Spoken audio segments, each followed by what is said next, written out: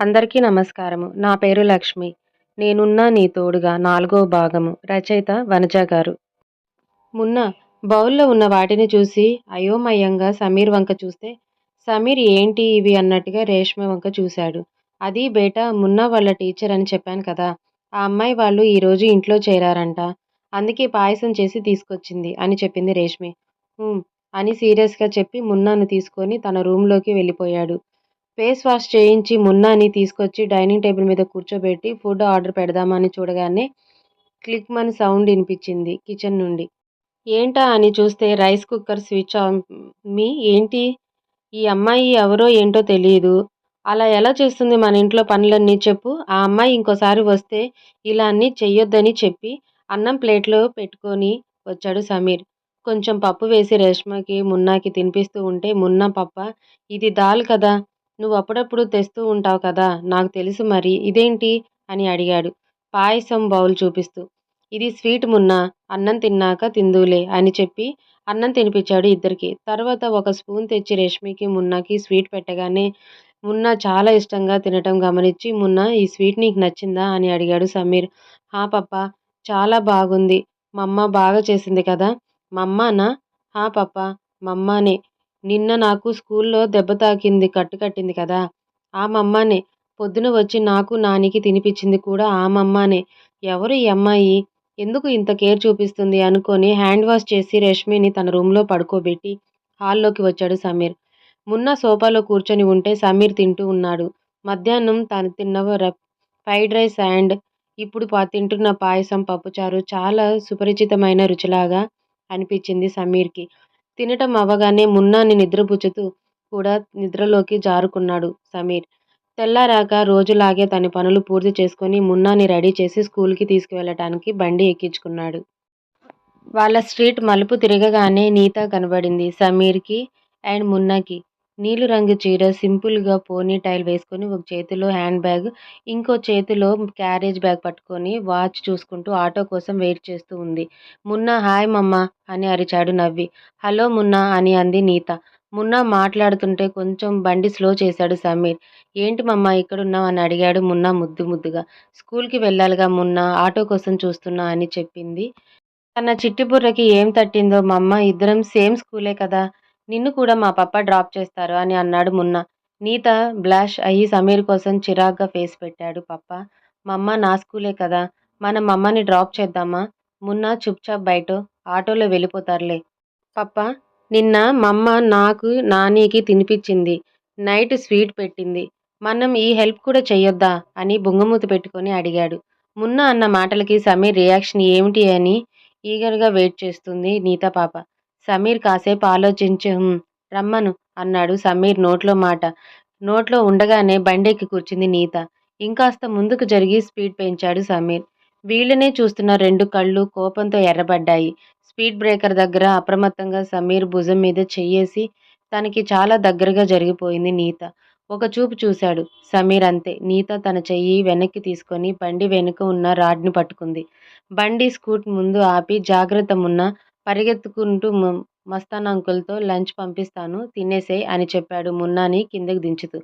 నేను చూసుకుంటానండి అనబోయి సార్ అంది నీత. ఒక పదునైన లుక్ ఇచ్చి బండి రివర్స్ తీసుకొని వెళ్ళిపోయాడు సమీర్. నీత మున్నాని తన క్లాస్‌లో వదిలిపెట్టి తన రూమ్‌కి వెళ్ళిపోయింది. షాప్‌కి వెళ్ళిన సమీర్ ఒకసారి పై అంతస్తుకి వెళ్ళి కాసేపు స్పెండ్ చేసి కిందకి వచ్చి తన పనిలో పడిపోయాడు. లంచ్ బ్రేక్ ఇవ్వగానే క్లాస్ టీచర్ అందరినీ లైన్‌లో కూర్చోబెట్టి వాళ్ళ బాక్స్‌లు ఓపెన్ చేయిస్తూ కల్పిస్తూ ఉంది. మున్నా కోసం మస్తాని ఇచ్చి వెళ్ళిన బాక్స్ ఓపెన్ చేసి మున్నా ముందు పెట్టింది క్లాస్ టీచర్. కానీ మున్నా తినకుండా బాక్స్‌లో ఉన్న దాన్ని చూస్తూ ఉన్నాడు.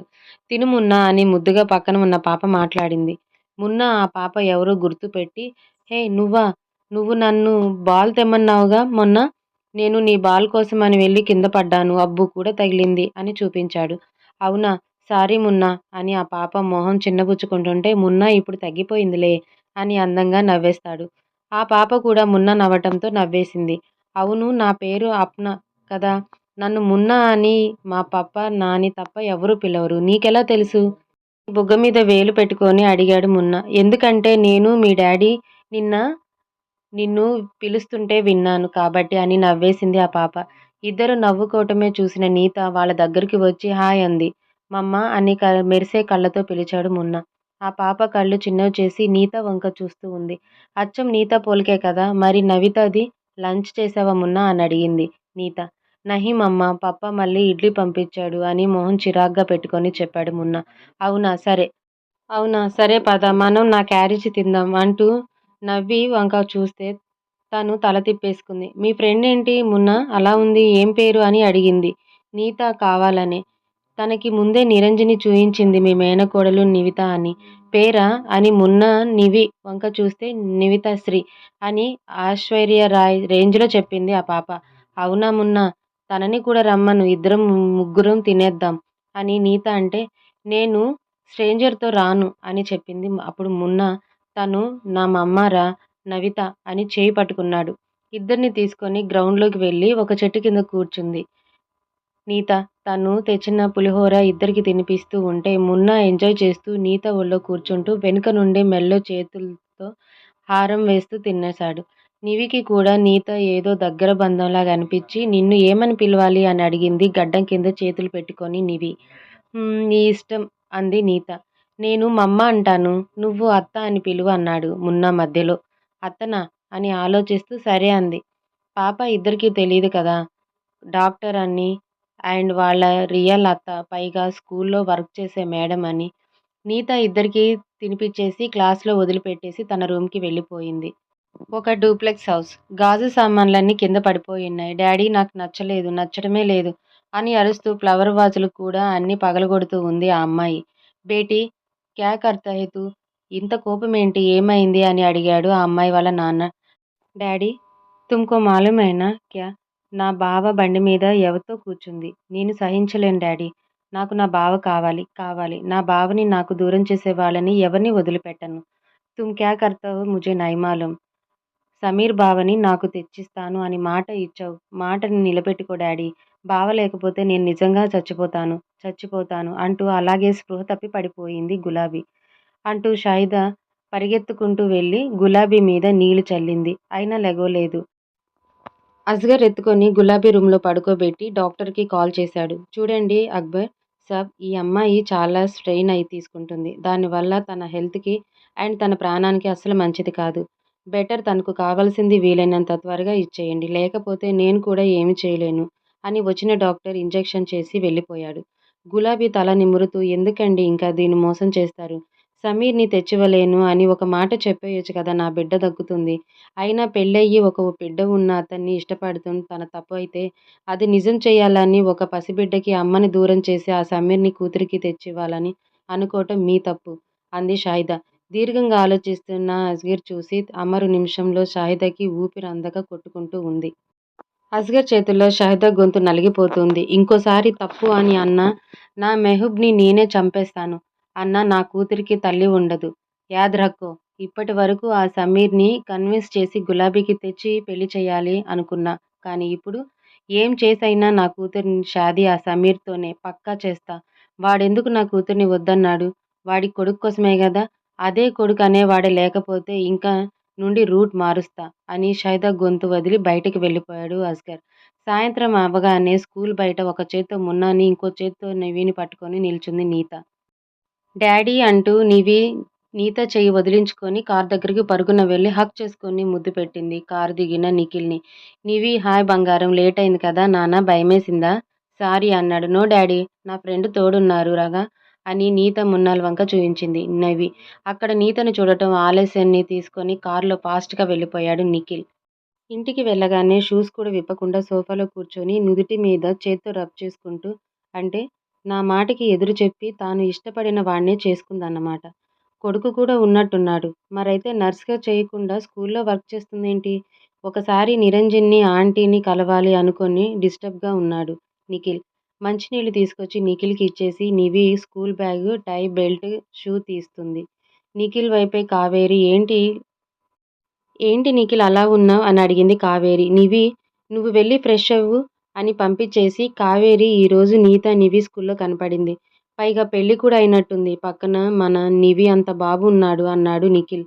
What Nikhi, are you okay, ఏంటి అలా థింక్ చేస్తున్నావు.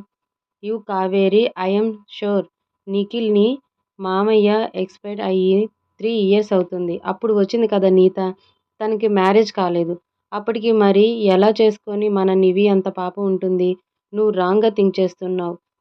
అంటూ ఆలోచిస్తూ ఒకసారి ఆంటీతో మాట్లాడతాను అని అన్నాడు నిఖిల్.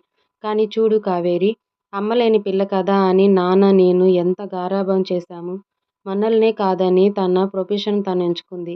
అది ఎలాగోలాగా యాక్సెప్ట్ చేద్దామంటే ఎవరో ముక్కు మొహం తెలియని వాడి కోసం ఇది ఒంటరిగా మిగిలిపోయింది.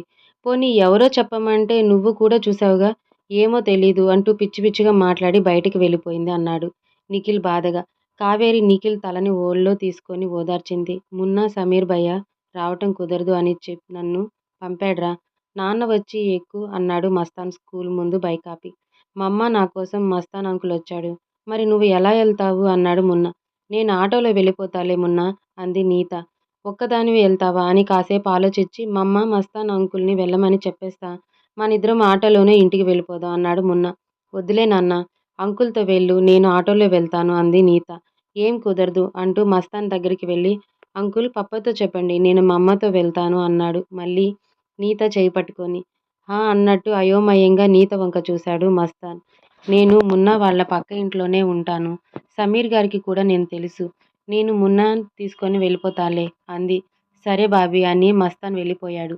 మున్నాని తీసుకొని ఆటోలో మున్నాని వాళ్ళ ఇంటి దగ్గర వెళ్ళి మున్నాని ఫ్రెష్ అవి చేయించి దారిలో తీసుకున్న కెలెక్స్ పెట్టింది నీత స్నాక్స్. ఏంటి మస్తాన్, అప్పుడే మున్నాని ఇంటి దగ్గర వదిలిపెట్టేసొచ్చావా అని అడిగాడు సమీర్. అది భయ్యా ఎవరో మున్నా మమ్మ అంటున్నాడు. ఆ బాబీ తీసుకెళ్తా అంది భయ్యా అన్నాడు మస్తాన్ తల గోక్కుంటూ. అది ఎవరో అర్థమయ్యి నీత మీద కోపం తెచ్చుకున్నాడు సమీర్. మరుసటి రోజు ఉదయం రేష్మకి మున్నాకి టిఫిన్ పెట్టేసి తను షాప్‌కి వెళ్ళిపోయాడు సమీర్. మున్నా అటు వెళ్ళటం ఆలస్యం. మున్నాని రేష్మని బుట్టలో వేసుకోవాలని వచ్చింది గులాబీ పంజాబ్ డ్రెస్‌లో. గులాబీ తిప్పుకుంటూ వెళ్ళటం చూసిన నీత అదేంటి ఎవరబ్బా తను